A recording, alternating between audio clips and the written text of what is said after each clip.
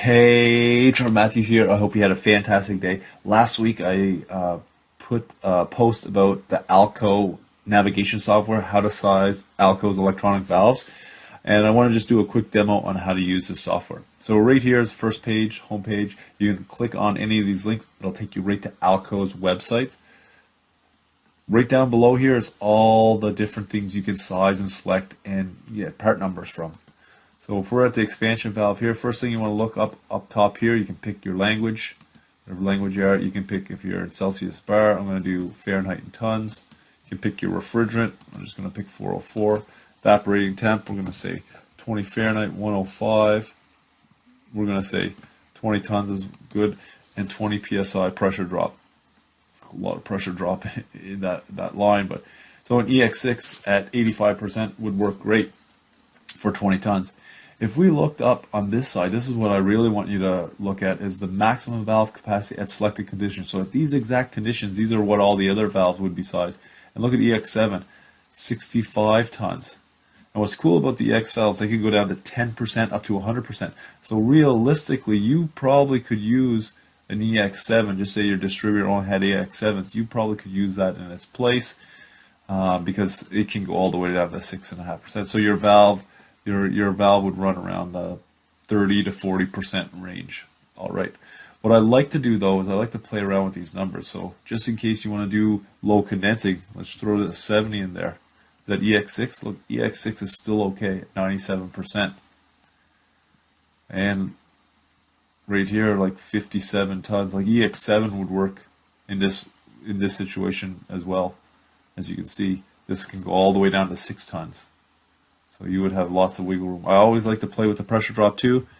The 10 psi pressure drop. What if it's a 40 psi pressure drop?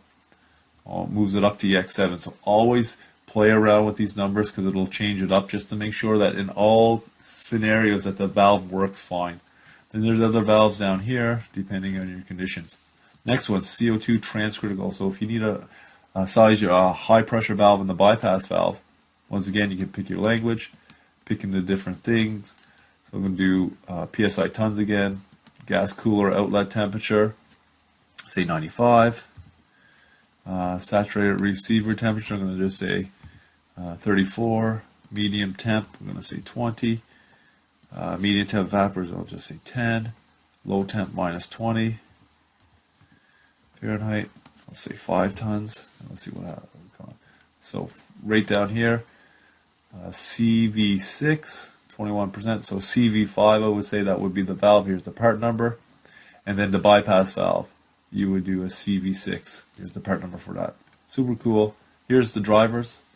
EXD-U02, the kits, you need the kits. Power supply, cool stuff. Next, if you want to do a hot gas bypass valve, pick your refrigerant. Let's say 407C. Let's say condensing temperature 105. Let's say 35 tons. EX8, 33%. And here's the different kits you can use. You can also use, so the EXD-U02, this controller is a universal controller, so you can give it a signal, 0 to 10 volt DC signal, or a 4 to 20 milliamp signal from pressure transducer, temperature probe, and it will drive it to your specifications. With the EXD SH1 or 2, you only can do it by temperature, where if you want to do it by pressure, you'd have to use a universal controller. If you want the electronic valve for suction duty on a rack, for an example, you could use that. Liquid and head pressure duty, heat reclaim for CO2. Lots of good diagrams here. You just put in your numbers, then it'll tell you the controllers that you can use with it. This is pretty cool. It'll have all the different part numbers for the different kits, SH kits or SH controllers, and then the transmitters, so the pressure transducers.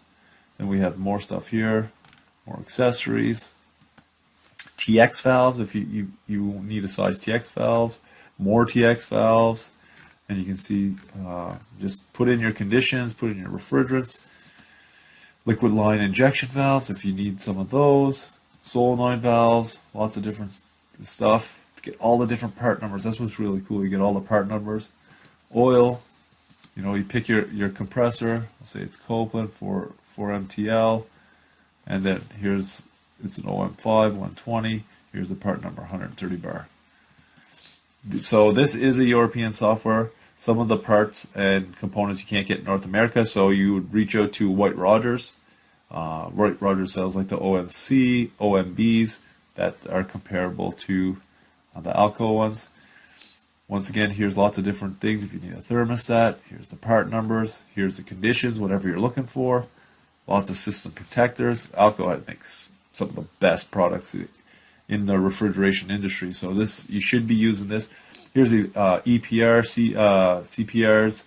We don't sell these in North America, but you still can get them in Europe and other parts of the world. So you can size them, select them, get them from your local distributor, hot gas valves, and then lots of other components. So this is a quick demo on how to use it. Play around with the software, learn how to use it, be able to change those parameters to make sure that component that you're ordering for your system is the right one and it's going to work in all different conditions. My name is Trevor Matthews. Let's get a conversation going.